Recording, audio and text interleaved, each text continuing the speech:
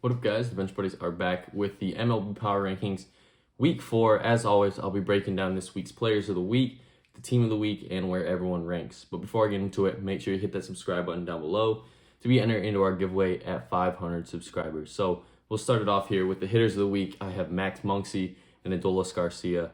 Max Muncy leads the league in home runs this year with 11, and last week he hit 5 home runs with 7 RBIs. Almost a 400 average, almost a 600 on-base percentage, and a crazy OPS of 1.815. And he didn't also just hit well. He saw the ball well as well, drawing 9 walks last week. So he is on a hot start to start the year. Along with Adolis Garcia, and looks like he's going to start picking it up here after his 3 home run game last week over Oakland. And that led to a big week for him, totaling 14 total RBIs, hitting 400, and an OPS of 1.558. And we'll move it over to the pitchers of the week. Eduardo Rodriguez, not getting enough love for what he did. In his last 2 starts, only him and Randy Johnson are, in the last 25 years, I believe, have allowed 5 runners or less in 15 or more innings pitched. And that's a good company to be in. And he also took a perfect game into the 7th inning against Baltimore. And then you have Clayton Kershaw.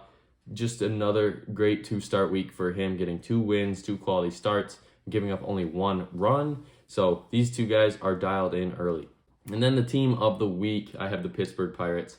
7-0 last week. They swept Colorado and Cincinnati, which, are bottom tier teams, but, you still got to win games. Every game matters. And they're also without O'Neal Cruz, who, has gotten hurt early in the year, and they expect him back at some point this year. Maybe is the big question mark. Hopefully August or September. They also are top 5 in doubles, tied for first in triples, and tied for second in stolen bases. Then they also lead the league in saves this year with 12. So they're not winning blowout games. They are winning close games and getting it done when it matters the most. And you can also see the Pirates being one of the biggest movers of the week, moving up 9 spots, with the Astros moving up 7 and the Rangers 4. And the Astros really turned it around this week with a big jump back up in the top 10. Then the Twins had a very, very ugly week, and they're dropping down 10 spots out of the top 10. Along with the Guardians, they're moving into the middle of the pack. And then the Cardinals are still moving down after last week, and they just can't figure it out right now. And it's going to be interesting to see where those Cardinals rank. And they are actually in the bottom tier. They are 22, and they're moving down 4 after a 9-13 start. But we'll start at the bottom. You got the A's and Royals not moving. Not much to be said there for those teams. Rockies are moving down 2, Nats up 1, Reds down 2. My Tigers are up 2 after a good start to the week, and then couldn't score in Baltimore. The Giants are moving up 1, the White Sox stay the same, and then those Angels and Cardinals. And the team to look out for here that could make a jump back up into the 20 through 11 are those Cardinals, Angels, White Sox. Those 3 teams I think will have the best chance to stay up there for the foreseeable future. They've just got off to very slow starts, and I think it's like 15% of the season has been played, so there's still lots of time for these teams to catch up. At 20, I have the Seattle Mariners. They're moving down 4 spots after their slow start. The Phillies finally moving back up, even though it's not as high as they want to be. They are 11-12, but they're getting things on the right place.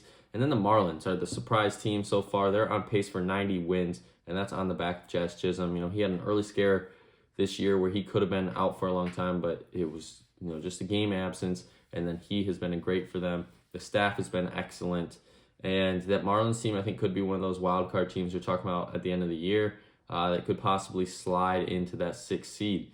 And then you got the Guardians moving down a ton, moving down 8 spots, and yes, that is correct. The Guardians are moving down 8. They just struggled as well, along with their AL Central team, the Twins. But in between them, I have the Red Sox moving up 1 and the Diamondbacks down 3 after they fell a little bit. The Pirates, obviously the team of the week, talked about them. They're up 13. Couldn't put them in the top 10 just yet. I need to see one more productive week. But they do lead the NL in wins this year, and that is something that has been very hard to come by this year. The Cubs and Dodgers are also moving up as well after they played each other in a weekend series. The Cubs really impressed me. I didn't think they would take, I think it was 2 from the Dodgers. I thought it would be maybe 1 at best, but the Cubs team has been turning a lot of heads through their first 21 games, and I expect it to continue throughout the year. Those Dodgers, they just need some time to figure things out, and I think they'll be up there in the NL West race. And starting the top 10, I have the Rangers at 10. They are jumping into the top 10 after a good week from them. Same with the Orioles jumping in to number 9. The Padres down to 1 spot to 8. Mets up 1 to 7. Yankees fall out of the top 5 to number 6. The Brewers stay put. The Braves jump out from the 2 spot to the 4. The Astros move from 10 to 3. The Blue Jays 6 to 2. And of course, the Rays stay put at 1 after their hot start, undefeated at home, 13-0, 19-3 overall this year. And I don't think anyone saw this coming, this dominant from the Rays. Their hitting has been excellent, above, I think, anyone's expectations. The staff has been, yet again, so great through their first 22 games. And then they have also the Blue Jays and Yankees here in the top 10 in their division. And these teams, line up to play each other a lot this year. So it's going to be interesting to see how those 3 teams fare. And then, you still got the Red Sox, who always make games competitive. And then, well, you got that other AL East team, the Orioles, who are also in here. So 4 of the 5 AL East teams are in the top 10 right now. So that's, I think, a huge storyline moving forward as we get into the trenches of the year. But, the NL East is doing well with the Braves, Mets, and, when the Phillies turn it around, they're going to be good. And, the interesting team that I think right now in the top 10 are those Texas Rangers out of the AL West. A lot of people thought it would be just the Astros and Mariners this year. The Rangers are still a few pieces away, but it is early, and those Rangers are sliding in the 10 spot. So make sure you guys come back next week to see where your favorite team ranks. And until the next time, the Bench Buddies are out.